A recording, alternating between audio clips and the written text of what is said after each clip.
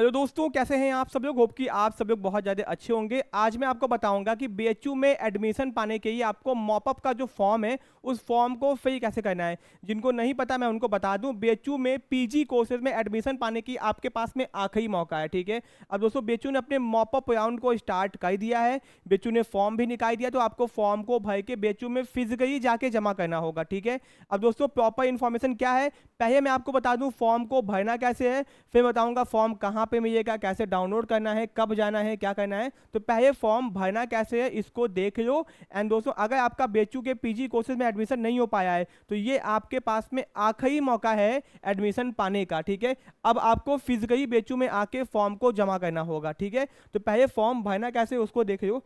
ये आपके सामने फॉर्म है। ठीक है, देख लो, PG admission 2026-27 application form for mop up round. ठीक है, तो सबसे पहले दोस्तों आपके सामने यहाँ पे ध्यान दो, ये देखो आपके सामने, इसको भैया रेड पेन से मत भर देना। ठीक है, ब्लू पेन से ही भरना है। यहाँ पे बीएचयू पीजी, तो आपने अगर बीएचयू का फॉर्म भरा है, ठीक है, फॉर्म तो भरा ही होगा, आपने अगर फर्स्ट सेकंड थर्ड फोर्थ में फॉर्म भरा होगा या फिर अगर आपने स्पॉट के अंदर फॉर्म भरा होगा तो वहाँ पे आपका बीएचयू का रजिस्ट्रेशन नंबर होगा, तो वो रजिस्ट्रेशन नंबर आपको यहाँ पे फिल कर देना है। ठीक है, ओके, तो अगर आपने बीएचयू का फॉर्म फिल किया है, ठीक है, सिंपल सी बात है, आपने फॉर्म फिल किया ही होगा, फर्स्ट सेकंड थर्ड फोर्थ आपने अपने फॉर्म फिल किया होगा, उस फॉर्म में आपका बीएचयू का registration BHU PG form number यहाँ पे स्टार्ट होगा, फॉर्म नंबर, तो आप यहाँ पे भर देना। ठीक है, फिर दोस्तों आप डेट आप कब की डालोगे, डेट आप क्या बोलते हैं जिस दिन आप फॉर्म को फिल कर रहे हो उस दिन की डेट डाल सकते हो। ठीक है, अब दोस्तों नीचे हम लोग आते हैं, यहाँ पे ध्यान दो, फिर name of the applicant in block letter, आपका जो भी नाम है उसको कैपिटल लेटर में यहाँ पे लिख दोगे। सपोज मैं अपना नाम यहाँ पे लिख देता हूँ। ठीक है, ओके, अपना नाम आप यहाँ पे लिख दोगे। ठीक है, फिर दोस्तों नाम यहाँ पे हो गया, फिर आपका जो भी जेंडर है यहाँ पे चूज कर लेना, उसको यहाँ पे टिक करना होगा। ठीक है, फिर दोस्तों आपका मोबाइल नंबर यहाँ पे आपको लिखना होगा, जो भी आपका मोबाइल नंबर यहाँ पे लिख देना। ठीक है, मैं अपना मोबाइल नंबर लिख देता हूँ यहाँ पे,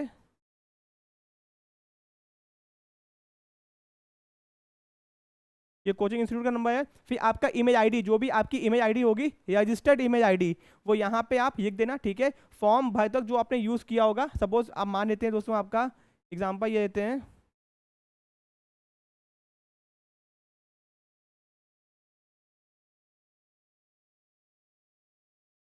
ठीक है, आपको ईमेल आईडी एकदम साफ सुथरा, ये नहीं कि कैपिटल लेटर में ईमेल आईडी लिख देना। ठीक है, ये नहीं कि कैपिटल लेटर में ईमेल आईडी लिख देना आप, ठीक है, नॉर्मल तरह से अपना ईमेल आईडी लिख सकते हो। ठीक है, फिर दोस्तों आपकी कैटेगरी, अब देखो C1 C2 आप किस कैटेगरी में बिलोंग करते हो। ठीक है, तो अब दोस्तों आपके पास में अगर ईडब्ल्यूएस है तो आप ईडब्ल्यूएस से अप्लाई कर सकते हो। ठीक है, तो नीचे ध्यान दो, यहाँ पे नीचे आपको बताया गया है कि दोस्तों C1 बेचू कोटा है, C2 नॉन बेचू कोटा है। तो अगर आपका C1 कोटा है, बेचू वाला कोटा है, बेचू वाला चूज करियो, और C2 है तो C2 चूज करियो। तो मैं मेरा तो बेचू कोटा है, मैं तो पढ़ चुका हूँ बेचू से, तो मैं बेचू चूज करता हूँ, C1 UI, मैंने C1 UI पे चूज कर दिया। ठीक है, यानी कि मेरा C1 UI कट गई है। आप क्या फिजिकली हैंडीकैप हो, नहीं हो तो नो कर देना। ठीक है, ओके, फिर दोस्तों आपका फादर नेम, आपके फादर का नेम क्या है, तो अपने फादर का नेम यहाँ पे फिल कर देना।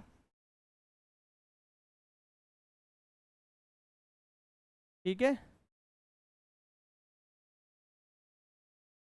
फिर आपकी डेट ऑफ बर्थ, अपनी डेट ऑफ बर्थ को यहाँ पे इस तरीके से फिल कर देना।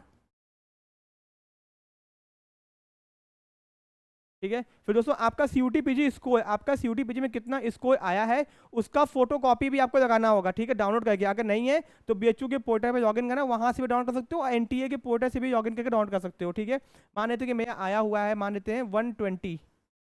ठीक है, फिर दोस्तों क्वालिफाइंग परसेंटेज, यूजी में आपका ग्रेजुएशन में कितना परसेंटेज आया हुआ है, एकदम एग्जैक्ट लिखना, एकदम एग्जैक्ट, पॉइंट को आप राउंड ऑफ मत करना। सपोज कि मेरा ग्रेजुएशन में टोटल में आके सपोज मेरा आया हुआ है एग्जाम्पल देता हूँ 78.29।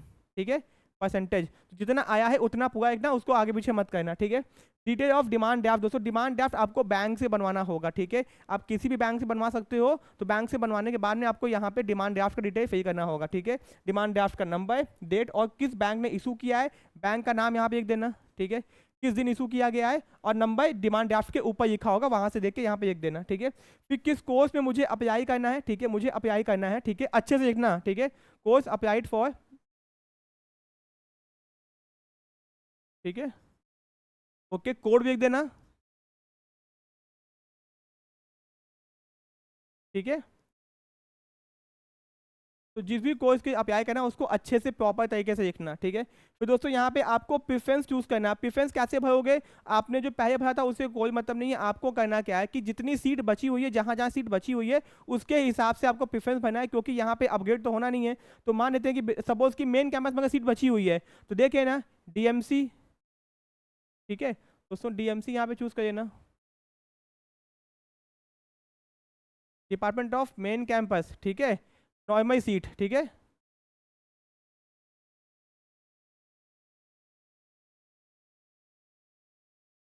तो दोस्तों डीएमसी पेड सीट अगर बचा होगा तभी, सीट जहां बची है जो बची है उसके हिसाब से ही प्रेफरेंस भरना है।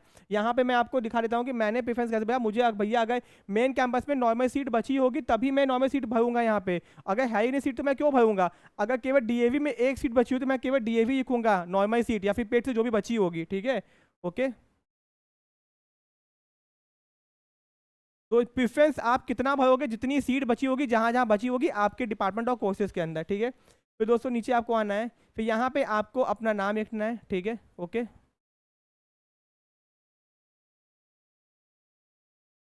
तो दोस्तों यहाँ पे आपको क्या करना है, अपना साइन करना है, ठीक है। ओके,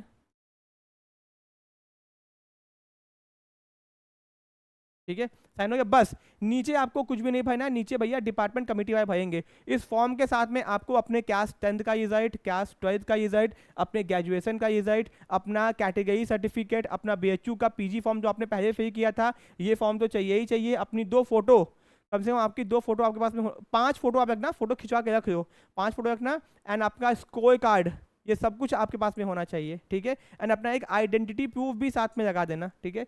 और इसको जाके आपको जमा करना होगा। जमा कब करना होगा वो मैं आपको ये कहता हूँ दोस्तों। अब ये तो फॉर्म तो भर गया आपका, फॉर्म कहाँ पे मिलेगा आपको, पोर्टल पे आना है। पोर्टल पे आके नीचे आओगे, आप नीचे आओगे तो ये देखो आपको दिखाई देगा PG notification for mop up round, यहाँ पे आ जाओगे।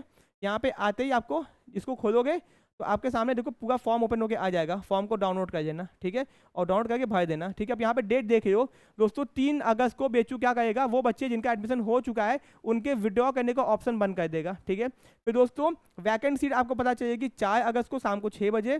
फिर फिजिकल रिपोर्टिंग आपको 7 तारीख को जाना होगा, 7 अगस्त को जाना होगा 10 से 4 बजे के बीच में, ठीक है, अपने फॉर्म को जमा करने की। आप खुद भी जा सकते हो, और अगर आप कहीं बाहर रहते हो, दिक्कत समस्या परेशानी है तो एक तो एप्लीकेशन लिख दो, फोन नंबर ये जो अपने किसी जान पहचान वाले को बोलो आप फॉर्म भर दो, उसको भेज दो, और वो क्या करेगा प्रिंट आउट निकाल के आपका सब यहाँ पे भर के आपका जमा करेगा।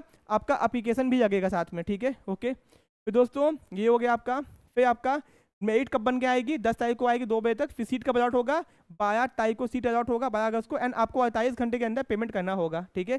डीडी अगर आपका एडमिशन हो गया तो भी वापस हो जाएगा, नहीं हुआ तो भी वापस हो जाएगा।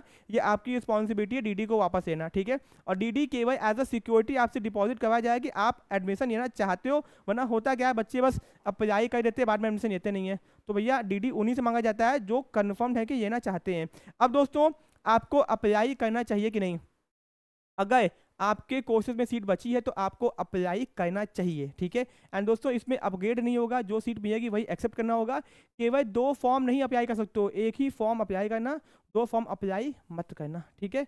कोई डाउट है, कोई दिक्कत है, कमेंट बॉक्स में कमेंट कर देना, मैं आपका अप्लाई कर दूंगा। Thank you so much, take care.